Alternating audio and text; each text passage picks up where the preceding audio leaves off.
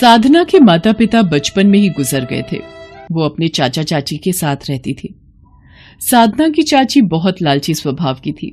वो साधना को एक आंख पसंद नहीं करती थी। एक दिन साधना अपनी चाची के साथ बाजार से निकल रही थी। तभी वहां के बदमाश जग्गा ने उनका रास्ता रोक लिया और साधना पर बुरी नजर डालने लगा। ओए होए, क्या अदा है? जरा हम पर भी मेहरबान हो जाओ साधना रानी। चाची, ये जग्गा मुझे फिर से परेशान कर रहा है। जग्गा दादा, बच्ची है, थोड़ा प्यार से बात किया करो। घर आओ, चाय पानी पियो, फिर आराम से बात करेंगे। अभी हम चलते हैं। चाची, आप उस गुंडे से इतने प्यार से बात क्यों कर रही थी? प्यार से बात ना करती तो क्या लड़ाई करती? अरे वो शहर का गुंडा है, उससे पंगा लेने का मतलब है अपनी मौत को दावत देना। और तू भी ध्यान से सुन ले, घर जाकर ये बात अपने चाचा को बिल्कुल भी मत बताना। अरे भाई, गुंडों से बनाकर रखनी पड़ती है, शहर में अपना रौब रहता है। साधना की चाची के मन में न जाने क्या चल रहा था। वो जग्गा दादा से बिल्कुल भी पंगा नहीं लेती थी, बल्कि उसे और बढ़ावा देती थी। साधना के चाचा को कुछ दिनों के लिए काम से बाहर जाना पड़ा। मौका देखकर साधना की चाची ने जग्गा को घर आने का न्योता दे दिया। अरे आओ जग्गा दादा, आओ, देखो आज साधना ने अपने हाथों से पूरी पकवान बनाए हैं। चाची ने इस गुंडे को घर बुला लिया। अगर चाचा घर पर होते तो वो कभी भी इस गुंडे को घर में ना घुसने देते। अरे भाई, जिसने बनाया है उसे बुला तो लो, हैं? अपने हाथों से ही मुझे खिला देगी। जग्गा दादा, मजाक करने में भी आप नंबर 1 हो। मैं साधना को अभी बुलाती हूँ। साधना की चाची जबरदस्ती साधना को जग्गा के सामने खड़ा करती है और साधना मन मार कर जग्गा को खाना परोसती है। जग्गा खाना खाकर चला जाता है। साधना अपने कमरे में जाकर फूट फूट कर रोने लगती है। साधना के चाचा को गए 2 दिन बीत गए थे। एक दिन साधना देखती है उसकी चाची ने जग्गा को घर पर बुलाया है और वो जग्गा से कुछ बात कर रही है। जग्गा दादा, चिंता मत करो, साधना के चाचा भी 2 दिन बाद आएंगे। तुम कल ही साधना को उठाकर ले जाओ और याद रहे, ये नोटों की गड्डी देना मत भूलना। उसके बाद तुम साधना का जो मर्जी करो, उसे प्यार करो या उसे बेचो, मुझे तो बस पूरे पैसे चाहिए। ठीक है, मैं कल अपने आदमियों के साथ आऊंगा और इसको पकड़कर यहाँ से दूर ले जाऊंगा। साधना अपनी चाची और जग्गा दादा की बातों को सुनकर घबरा जाती है और वहां से भाग जाती है। साधना के पास थोड़े बहुत पैसे थे जिनसे वो टिकट लेकर एक बस में बैठ जाती है। वो बस शिमला की थी। साधना शिमला पहुंच जाती है। साधना के पास पैसे खत्म हो गए थे। वो इधर उधर भटक रही थी। शिमला जैसे हिल स्टेशन पर साधना बिल्कुल अकेली थी। साधना एक पहाड़ी के रास्ते सड़क पर चल रही थी। अचानक उसकी नजर एक मोमोज की दुकान पर पड़ती है। साधना वहां पहुंचती है और बेहोश हो जाती है। अरे, ये लड़की कौन है? ये तो बेहोश हो गई। इसे दुकान के अंदर लिटा देते हैं। बुजुर्ग व्यक्ति और उसकी पत्नी साधना को दुकान के अंदर ही लिटा देते हैं। कुछ देर बाद साधना को होश आता है और वो अपने बारे में रोते हुए उस बुजुर्ग व्यक्ति और उसकी पत्नी को बताती है। वो बुजुर्ग व्यक्ति शिमला में मोमोज की दुकान चलाता था और अपनी पत्नी के साथ मोमोज बनाकर बेचता था। साधना अपने बारे में बताते हुए रो पड़ती है। रो मत बेटा, जिसका कोई नहीं होता उसका ईश्वर होता है। तुम्हें अब वापस अपने घर जाने की कोई जरूरत नहीं है। तुम हमारे साथ ही रहो, हम तुम्हें अपनी बेटी बनाकर रखेंगे। आपका बहुत बहुत शुक्रिया। आप दोनों ने मेरी इतनी मदद की। एक मेरी चाची जिन्होंने मुझे उस बदमाश के हाथों बेचना चाहा। बाबा, मैं कैसे अपना दुख भूलूंगी। बेटी, वक्त सारे जख्म भर देता है। हमारा भी बेटा बहू के साथ हमें छोड़कर चला गया। हम दोनों बूढ़े पत्नी पत्नी भी हिम्मत हार चुके थे। शिमला जैसे हिल स्टेशन पर हम बिल्कुल अकेले थे। फिर हम दोनों ने ये मोमोज बनाकर बेचने का काम शुरू किया। फिर धीरे धीरे हिम्मत आ गई और हमने एक दूसरे के सहारे जीना सीख लिया। बाबा, मैं भी आपकी मोमोज बनाने के काम में मदद करूंगी। आप मुझे मोमोज बनाना सिखाएंगे ना? हाँ बेटी, मैं तुम्हें मोमोज बनाने जरूर सिखाऊंगा। साधना उन बुजुर्ग पति पत्नी से मोमोज बनाना सीख गई थी।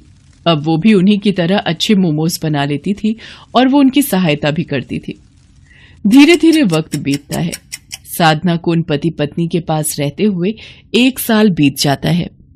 साधना ने मोमोज की दुकान पूरी तरह से संभाल ली थी अब तो उन बुजुर्ग पति पत्नी को भी दुकान की कोई चिंता नहीं रहती थी। साधना ने अपना पिछला सारा दुख भुलाकर अब अपने नए जीवन पर ध्यान देना शुरू कर दिया था। एक दिन साधना मोमोज की दुकान पर ग्राहकों को मोमोज की प्लेट बनाकर दे रही थी। अचानक उसने अखबार में एक इश्तेहार देखा जिसमें उसके चाचा ने साधना की फोटो लगा रखी थी और लिखा था कि साधना, तुम जहां कहीं भी हो मेरे पास वापस लौट आओ, मेरी तबीयत ठीक नहीं है। बाबा, मेरे चाचा की तबीयत बहुत खराब है, वो मुझे बहुत याद कर रहे हैं, मैं अपने चाचा से मिलना चाहती हूँ। बेटी, मैं तुम्हें रोकूंगा नहीं, तुम चाहो तो अपने चाचा से मिलकर वापस आ सकती हो। साधना अपने घर वापस लौटती है, पर घर के बाहर भीड़ लगी हुई देख साधना को पता चलता है कि उसके चाचा अब इस दुनिया में नहीं है। साधना की चाची साधना से लिपटकर बहुत रोती है और उससे अपने किए की माफी मांगती है। साधना, मुझे माफ कर दे, आज तेरे चाचा मेरे कारण इस दुनिया से गए हैं। तेरे चाचा को पता चल गया था कि मैं तुझे जग्गा दादा के हाथों बेचना चाहती थी। तेरे चाचा ने जग्गा को पुलिस के हवाले कर दिया, पर वो तेरी याद में दिन पर दिन बीमार होते चले गए। आज तेरे चाचा मेरे कारण इस दुनिया को छोड़कर गए हैं। मैं ही लालची थी जो पाप करने चली थी।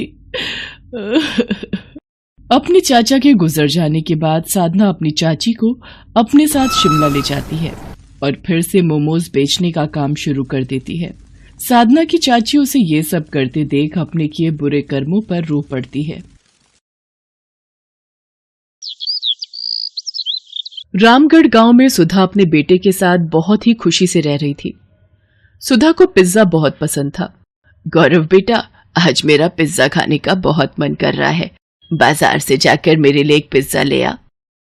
ये सुनकर गौरव बोलता है, अरे माँ, बुढ़ापे में पिज्जा भी कोई खाने की चीज है? ये सब बच्चों की खाने वाली चीजें होती हैं। तुम तो बस दाल रोटी खाओ और प्रभु के गुण गाओ।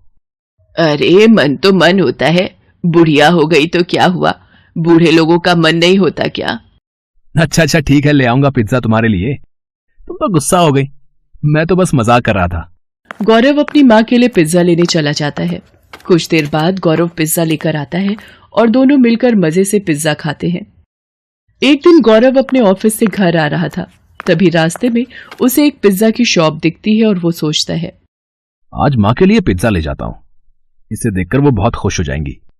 इतना सोचने के बाद गौरव पिज्जा लेने चला जाता है और पिज्जा लेकर घर की तरफ निकल पड़ता है। तभी रास्ते में एक कार से उसका एक्सीडेंट हो जाता है। बहुत देर हो जाने पर जब गौरव घर नहीं पहुंचता तो उसकी माँ चिंता में उसे फोन लगाती है, पर गौरव का फोन नहीं लगता। कुछ समय बाद सुधा को एक अनजान नंबर से फोन आता है और गौरव के मरने की खबर मिलती है। ये खबर सुनते ही सुधा के पैरों तले जमीन खिसक जाती है और वो फूट फूट कर रोने लगी और कहती है,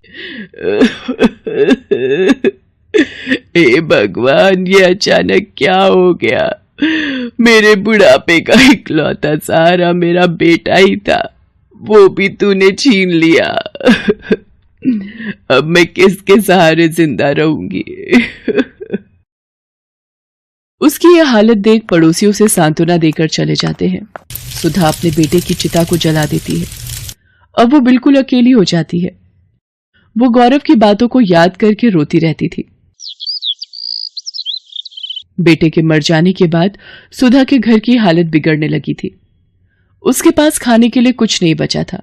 वो खाने के लिए पड़ोसियों के घर मांगने जाती है और बोलती है, बेटा मुझे कुछ खाने को दे दो, बहुत भूख लग रही है। अरे अम्मा, मैं तुम्हें खाना खाने को जरूर दे देती, पर अभी तो मेरे घर में खाना खत्म हो गया है, सबने खाना खा लिया। इतना कहकर वो औरत अपने घर का दरवाजा बंद कर देती है। कोई उसे खाने को नहीं देता, सभी बहाना बनाकर उसे वापस भेज देते। अपनी ऐसी हालत देख वो सोचती है, अगर मेरा बेटा आज जिंदा होता तो मेरी ये हालत कभी नहीं होती। वो सबकी मदद किया करता था, पर आज सब भूल गए हैं कि मेरे बेटे ने एक समय पर उनकी मदद की थी। आज उसकी माँ को मदद की जरूरत है, पर किसी ने भी मेरी मदद नहीं की। तभी वहां से एक औरत गुजरती है और सुधा को यूं रोता देख पूछती है, क्या हुआ बहन, तुम रो क्यों रही हो? सुधा रोते रोते उस औरत को अपना सारा दुख बताती है। क्या बताऊं बहन, मेरे बेटे के मरने के बाद मुझ बेसहारा का इस दुनिया में अब कोई नहीं है। अकेले मैं इस दुनिया में कैसे जीऊंगी? मेरे पास खाने के लिए पैसे नहीं हैं। सुधा की कहानी सुनने के बाद वो औरत सुधा से कहती है, ऐसे हिम्मत हारने से कुछ नहीं होगा। खाने के लिए कमाई का कोई जरिया ढूंढना ही पड़ेगा। आजकल तो खाने पीने की इतनी सारी चीजें आ गई हैं और उन्हें बनाना भी आसान हो गया है।